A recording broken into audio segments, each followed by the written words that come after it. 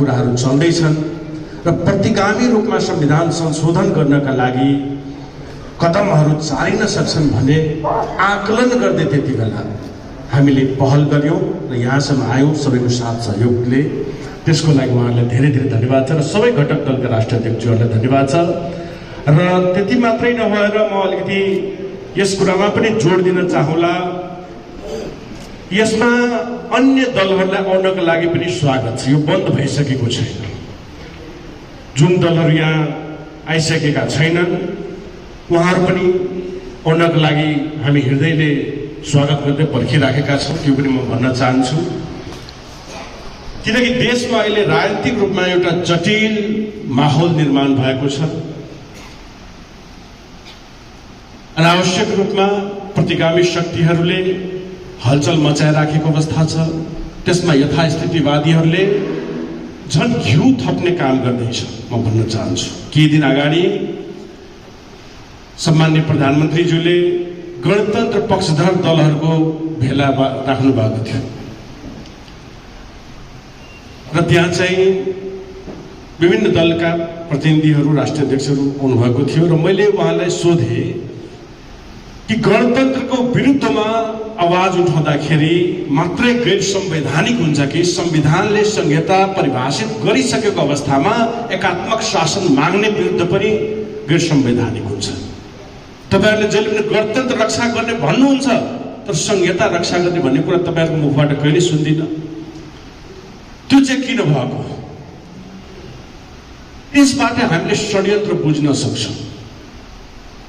त्यहाँबाट हामी बुझ्न सक्छौं यो देशमा अहिले हामीले जुन अधिकार पाइसकेका थियौं त्यो अधिकारहरू पनि खोज्ने चेष्टा हामीबाट भइराखेको छ। संहिता सांकेतिक रूपमा भए पनि प्रदान गरियो अलिकति, तर 9 वर्ष भइसक्दा पनि त्यसलाई ठोस कार्यान्वयन गर्नेतिर इमानदारीताका साथ पहल भएको छैन। अहिले अझ पनि सिडिओ र प्रहरीले मुख्यमन्त्रीलाई टेर्ने अवस्था देखिएको छैन। केन्द्रबाट संघबाट चाहिँ सचिव पठाएर त्यहाँ नियन्त्रण गर्छ। स्थानीय तहको सचिव पनि संघबाट पठाएर स्थानीय तहमाथि पूर्ण रूपमा नियन्त्रण गरिन्छ, यतिसम्म कि तलब खुवाउने अवस्था समेत रहँदैन। त्यो हदको नियन्त्रण सिंहदरबारले गर्दै आएको छ। हामी भन्नलाई भन्छौँ संघीय लोकतान्त्रिक गणतन्त्र आइसक्यो, तर हामीलाई हाम्रो दृष्टिकोण उत्पीडित वर्गको दृष्टिकोणबाट के फरक छ? 17 वर्षमा त हामीले हेर्यौं त्यही ओली, त्यही दाहाल र त्यही हाम्रो देउबाजी घुमी फिरी त्यही आइराख्नु भएको छ। यति 17 वर्षमा त 3वटा 4वटा राजा पनि हेरिसक्यो हामीले। ज्ञानेन्द्र हेर्थ्यो होला, पारस हेर्थ्यो होला, हृदयेन्द्र हेर्थ्यो होला, योभन्दा बढी राजा त 17 वर्षमा आइसक्यो। हाम्रो लागि यो पनि कुनै राजतन्त्रको तनाशाही भन्दा फरक छैन। त्यही राजाहरू घुमी फिरी आइराखेका छन्। त्यही भएर हामी चाहिँ आज चनाख हुनु आवश्यक छ र यस्तो खालको भाष्य सिंहदरबारद्वारा सृजना गरिएको छ कि आज एउटा ढुङ्गा पनि बाटोमा खस्यो भने यो त संहिताको कारणले भएको हो भनेर दोष लगाइन्छ। अहिले झ्याप्प बत्ती गरिदियो भने यो त संहिताकै कारणले गएको हो भनिदिन्छन्। हरेक दोष चाहिँ संहितामाथि लादेर अनि चाहिँ यिनीहरू चाहिँ एकल शासन सिंहदरबारमा शक्ति केन्द्रित गरेर देशलाई लुट्नका लागि पुनः तयार हुँदैछ। त्यही भएर यो समयमा हामीले जवाब दिन आवश्यक छ।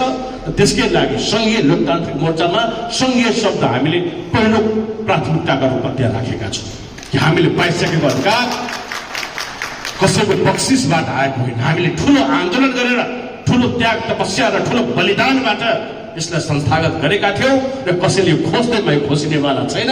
त्यसको प्रतिकार हामी जमेर गर्नेछौँ भन्नका लागि यो संघीय लोकतान्त्रिक मोर्चा हामीले निर्माण गरेका छौँ र यसका आगामी कार्यक्रमहरू आउने नै छन्। केशवजी आउन थाल्यो, मलाई डर त पहिल्यै लागिसक्यो।